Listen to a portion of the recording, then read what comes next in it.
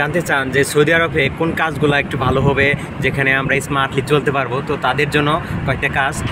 এক নাম্বার হচ্ছে আপনারা চাইলে যে কোনো একটা কফি শপে আসতে পারেন। তো কফি শপে যদি আপনারা আসেন সেক্ষেত্রে আপনাদের 1400-1500 টাকা স্যালারি হবে। অনেক ক্ষেত্রে আপনার 1700 টাকাও ধরে, বাট নতুন অবস্থায় এত ধরবে না, তবে 1400 থেকে 1500 টাকার মতো আপনার স্যালারি ধরবে কফি শপে।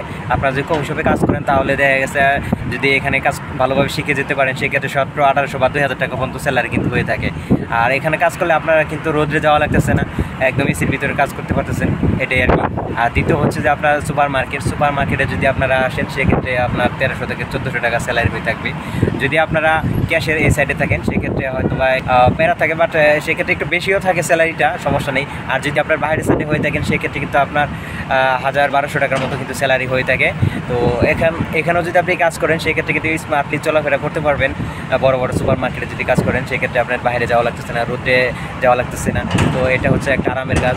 তারপর হচ্ছে আপনার বিভিন্ন অফিসে যদি ভালো একটা পজিশনে ঢুকতে পারেন তো সেখানেও কিন্তু আপনার বাইরে যাওয়া লাগতেছে না। তো মোটামুটি এই তিনটা কাজ আরামের, যদি আপনারা এই তিনটা কাজের ভিতরে আসতে পারেন তাহলে অবশ্যই কিন্তু আপনারা ভালোভাবে থাকতে পারবেন এবং স্মার্টলি চলাফেরা করবেন।